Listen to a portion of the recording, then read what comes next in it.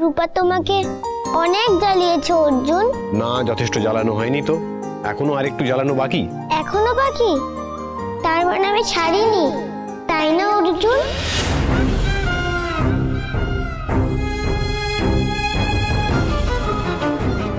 মা, তোমাকে আর কষ্ট পেতে দেব না, আমি সবসময় হাসি মুখে থাকবো। মা, তোমার কি হয়েছে? তোমার মুখটা এমন কেন লাগছে? আমি তো সারিনি, কিন্তু আমি সেরে যাব, তাই না অর্জুন? হ্যাঁ, রূপা তো ঠিকই বলছে, সেরে যাবে, একদম ভালো হয়ে যাবে। রূপা কি এত কথা বলতে পারছিল বলো? এখন কত কথা বলছে বলো?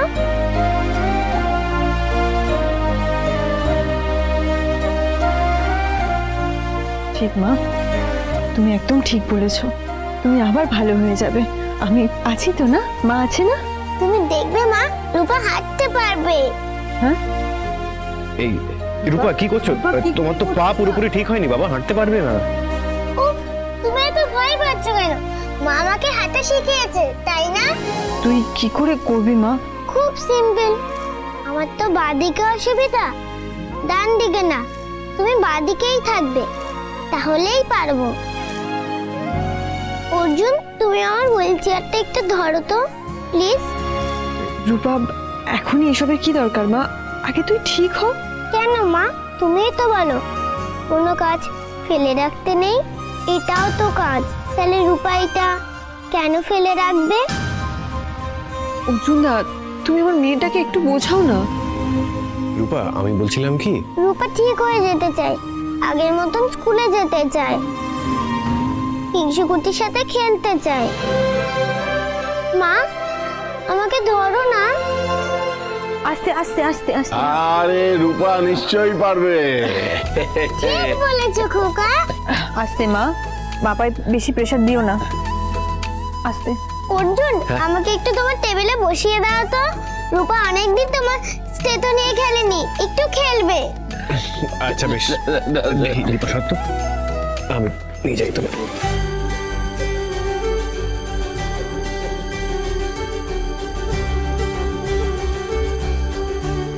এই নাও, বসো।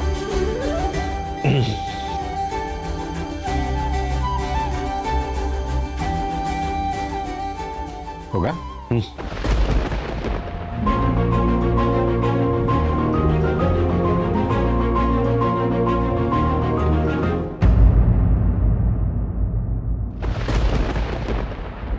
আমার নাম লেখা আছে, তার মানে এটা আমার রিপোর্ট।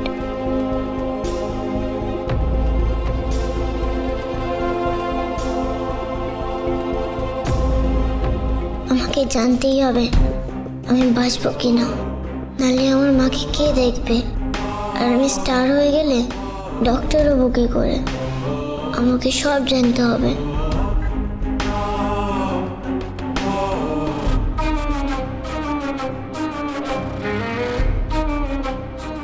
Next patient.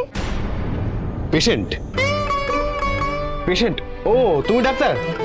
তাহলে ফার্স্ট পেশেন্ট খোকা। আমি আচ্ছা প্লিজ। বেশ বেশ বেশ আচ্ছা।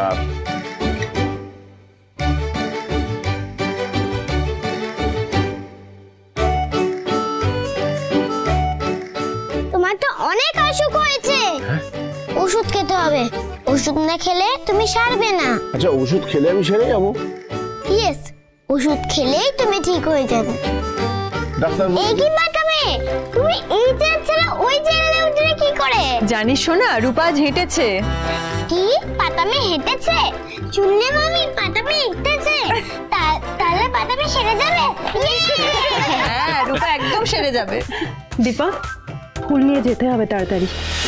ওখান থেকে ফোন এসেছিল, তোমার দাদা বাইরে অপেক্ষা করছেন, আর দেরি হলে খুব খারাপ ব্যাপার হবে। হ্যাঁ, কিন্তু তুই জানো দীপা, ওরা এখানেই থাকুক। তুমি যাও মা, আমরা এখানেই খেলা করব, তুমি ফিরে এলে তারপরে আমরা বাড়ি যাব। অর্জুন দা, খোকা জেঠু, তোমরা একটু ওদেরকে দেখো। নিশ্চিন্তে যাও। চলো বৌদি।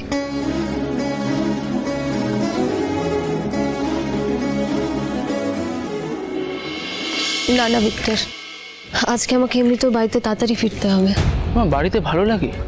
মন খারাপ হয়ে যায় না? হয়তো যে বাড়িতে সারাক্ষণ আনন্দ হাসি হতো, আজকে ওই বাড়িটাই কেমন চুপচাপ। মাঝে মাঝে না আমার জাস্ট দম বন্ধ হয়ে আসে।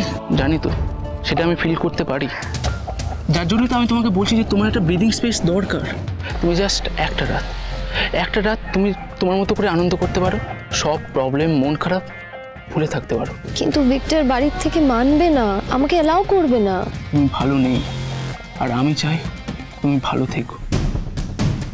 কিন্তু তিস্তা, আমি তোমাকে খুব ভালোবাসি। আমি জানি তুমিও আমাকে, কি তাই তো? হ্যাঁ, আমিও তোমাকে ভালোবাসি।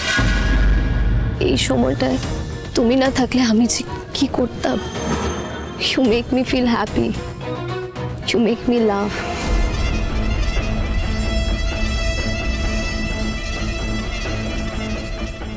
এই কনফার্মেশনটাই দরকার ছিল। এবার আমি বৌদিমণিকে দেখাবো আমাকে থাপ্পড় মারলে কি হয়, আর আমার মাতৃদেবীকেও বোঝাবো কি করে একেবারে 25 লাখ টাকা হাতে আসে। আমার নাম ভিক্টর, এমন কোনো কাজ নেই যেটা আমি পারি না। আমিও এখনো স্ট্রাগল করছি তিস্তা, নালে না এক্ষুনি আমি তোমাকে বিয়ে করে নিজের কাছে এনে রাখতাম। বাট আমি ইরেসপন্সিবল নই। যেদিন আমার যোগ্যতা হবে সেদিন আমি নিজে তোমার বাড়ি থেকে সবার সামনে গিয়ে দাঁড়িয়ে বলবো আমি তোমাকে ভালোবাসি, আমি তোমাকে বিয়ে করতে চাই। কিন্তু আজকের দিনটা প্লিজ আমার কথা রাখো। আমার বন্ধুর জন্মদিন, আমার একা একা যেতে একদম ইচ্ছা করছে না। তুমি না গেলে আমি যাব না। ভিক্টর প্লিজ এমন করো না। তাহলে তুমি বলো না যে আজকে তুমি বাড়িতে ফিরতে পারবে না, বলো না। কারণটা কি বলবো? বলো যে গ্রুপ স্টাডি করবে তোমরা। Please please please Teesta. Wait,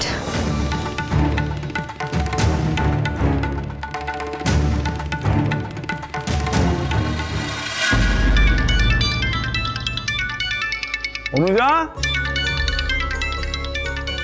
তোমার ফোন বাজছে। এই যে যায় তিস্তা।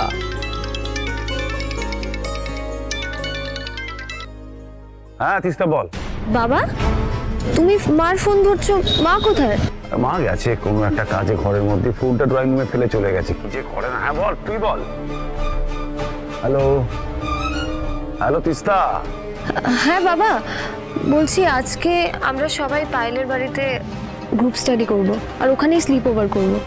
Slip over? হ্যাঁ, আসলে অনেক রাত হয়ে যাবে তো তাই। সে যত রাতই হোক, আমি গিয়ে তোকে নিয়ে আসবো। না না না না, রাতেও তো অনেকক্ষণ পড়াশোনা চলবে। তুই আমাকে বোঝাচ্ছিস, তোর মা কি সেটা অ্যালাউ করবে? আমি মাকে ডাকছি, তুই কথা বল। না না বাবা, তুমি মাকে একটু বুঝিয়ে বলে দাও না। আসলে আমার একটা পেপার আটকে আছে, আজকে সবাই একসাথে পড়ে সেটা ক্লিয়ার করে নেব, তারপর তার টাইম পাবো না। প্লিজ বাবা, কদিন পরেই তো আবার আমার এক্সাম। না না প্লিজ বাবা বলে হবে না, তোমার তো আগে একটা পারমিশন নিতে হতো না। আগে সবকিছু ঠিক করে তারপরে ফোন করছিস, অদ্ভুত। না না বাবা, তুমি না করে দিলে আমি প্ল্যান ক্যান্সেল করে দেবো। আচ্ছা ঠিক আছে, ওই কি নাম বলি, পায়েল না কোন মেয়েটি, ওদের বাড়ির অ্যাড্রেস পাঠা। ঠিক আছে, আমি তোমাকে পাঠিয়ে দিচ্ছি। রাই, ঈশা সবাই আছে, তুমি একদম টেনশন করো না। টেনশন আমি আর কি করব, তোর মা বিষয়টা মেনে নেবে কিনা ওকে বোঝানো তো একটা। কেউ তো তবু স্বাভাবিক থাকার চেষ্টা করছে। আমাদের সবাইকেই সেই চেষ্টা করতে হবে, বাঁচতে হবে তো। বাবা হ্যালো। হ্যাঁ হ্যাঁ ঠিক আছে, তুই মন দিয়ে স্টাডি কর, আমি সকালে গাড়ি পাঠিয়ে দেবো। না না বাবা, লাগবে না, এখান থেকে কেউ একজন আমাকে ড্রপ করে দেবে। ঠিক আছে, আমি রাখছি, thank you, love you. Hello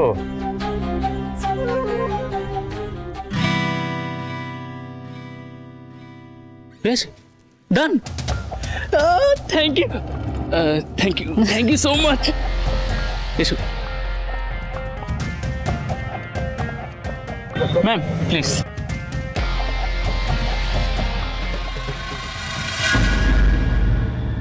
দাদা ফুলগুলো? হ্যাঁ সব গাড়িতে রাখা আছে তো। বলছি যে অল্প বয়সী ছেলে মেয়েদের পার্টি, তো ওদের ফোন নাম্বার কিন্তু তোমার ফোনে পাঠিয়ে দিয়েছি। ফুলের ব্যাপারটা তো তুমি আমার থেকে ভালো বোঝো। যে অর্ডার কিন্তু ঠিক করে বুঝে নিয়েছো তো? আমি আমার সাধ্য মতো রেডি করেছি দাদা। আমি আর এত কিছু ভাবতে পারছি না। শুধু আমি এটুকু জানি আমাকে টাকা জোগাড় করতে হবে, অনেক টাকা। চলো।